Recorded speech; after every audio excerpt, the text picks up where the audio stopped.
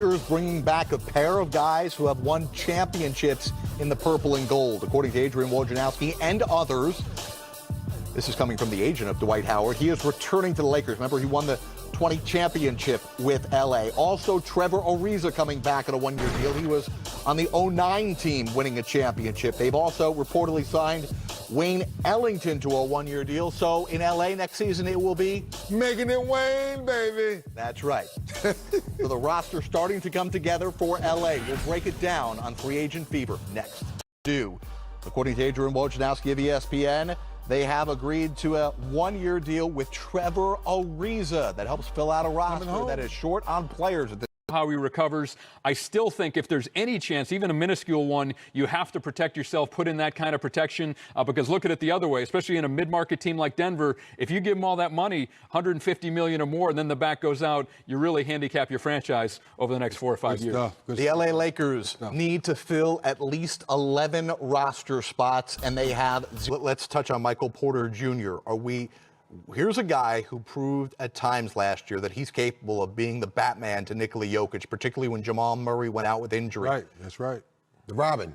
The part. Thank you. Yeah, how many Batmans do you have? Yeah, that's a good point, yeah.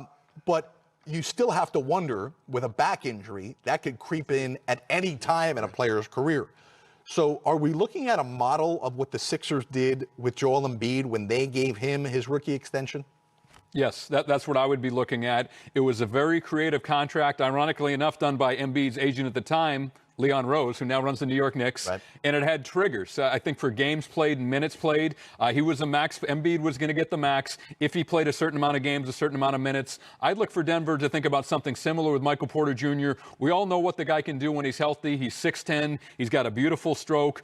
He can score with anybody. Is he going to stay healthy? Those questions are still swirling. Teams had concerns about that in the 2018 draft. That's why he slid to the 14th pick and the last pick in the lottery.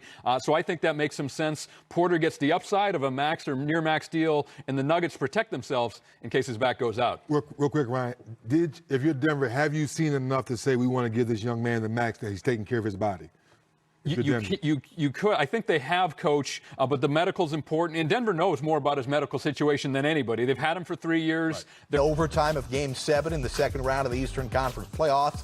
They've got Harden, Irving, and Durant back. They also could give all three of those guys extensions this offseason. But who's going to be around them? The reports are that Spencer Dinwiddie is currently meeting with the Washington Wizards. He is one of the more coveted guards on the free agent market, even though he's coming off of ACL surgery. They've also got a bunch of other guys who are being recruited by several other teams, including Jeff Green. That's the Jay Green there. Apparently, he's going to Denver. 2 years, $10 million. So the Nets are in a precarious situation. Sam Mitchell, Dennis Scott, Ryan McDonough, the former GM of the Phoenix Suns. I'm Jared Greenberg. Let's talk here about the Brooklyn Nets. Jeff Green was, according to Joe Harris, the glue that made everything work in Brooklyn this year. Joe Harris said that Jeff Green was so important to our roster on and off the court that he was invaluable. What happens now with the Nets losing Jeff Green, and they've got all those other guys and not a lot of money to spend?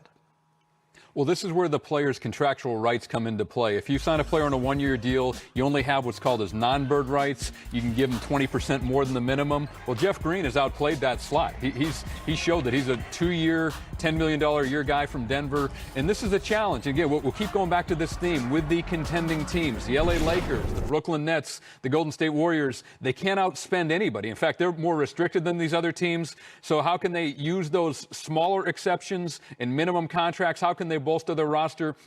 The Nets payroll is astronomical. It was years ago under Mikhail Prokhorov. It's going to be again under Joe Tsai. With those three superstars, the three future Hall of Famers, Kyrie, Durant, and Harden up for extensions. Joe Harris is making close to $20 million a year. DeAndre Jordan is making close to $10 million a year. It just gets too expensive at some point, guys, while they're looking at minimum contracts.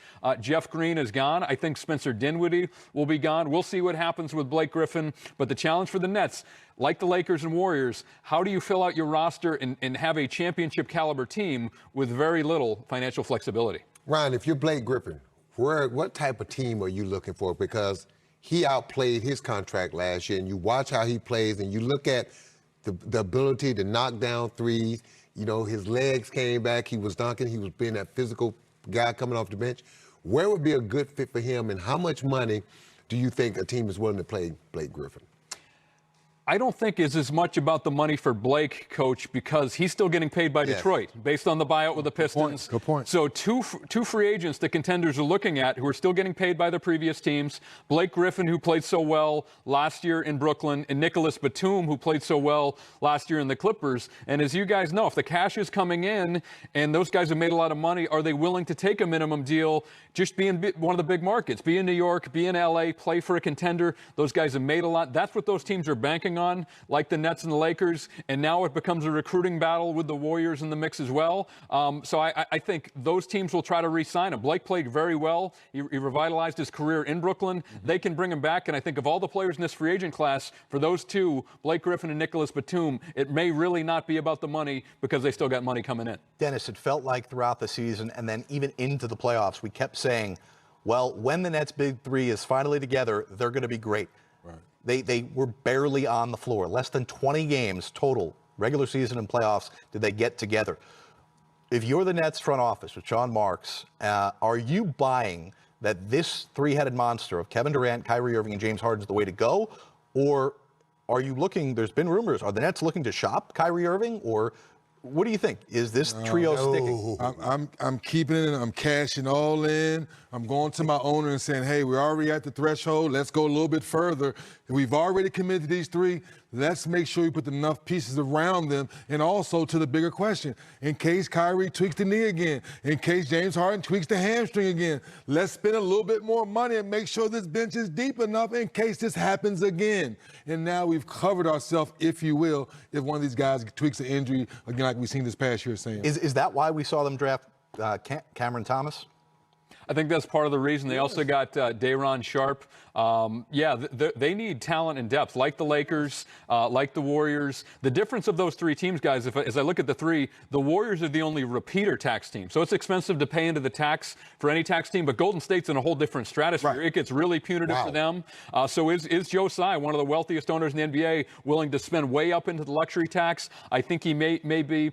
I have my eye on guys like Bruce Brown, who played a key role, Javon Carter, who they just got in the draft night deal with Phoenix. He may need to play for them.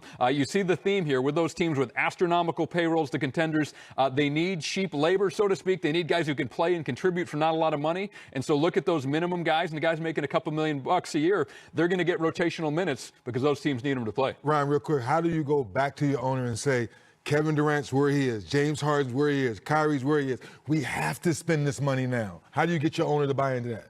I think those conversations have probably already happened, Dennis. And you look backwards and look at what we had to do to get these guys. Brooklyn went down. They went to the bottom. They built it for they bottomed out for a number of years. Sean Marks and his staff did an excellent job climbing the ladder. Those guys are also in their 30s, so it's not like the window is unlimited. The window's now, and if you're willing to spend and blow the tax out of the water, we've seen Joe Lacob do it in Golden State. We've seen Steve Ballmer do it with the Clippers. Now I think Joe Tsai will do it in Brooklyn as well. Got to. You know, a lot of people tuned in today wondering where Chris Paul would go. He's going back to the Suns. Where Kyle Lowry would go, he's going to the Heat. Where Lonzo Ball's going, he's going to Chicago. What's going to happen with Kawhi Leonard? Still waiting to find out. But with all that said, if we can get Dennis Scott's reaction here. Dennis, your favorite player in the NBA has a new deal. Nope. No, we got to get in the deal. Bobby Portis. Oh! Bobby, yes. Bobby. 2 years, $9 million to return to Milwaukee. Yes. The people's Big champ, from baby. Milwaukee. The people's champ. Big from Come Milwaukee. on, Jerry, you was there. We all been around. But for what Bobby Portis has been through in Chicago and all the little stuff he went on, to resurrect his career, he was at home and all the stuff he's saying, knowing from the whole Little Rock, Arkansas stuff. But when he would come in the game, I don't care if he got a layup, a charge, or hit a big three in the corner, that crowd would literally go crazy. So super.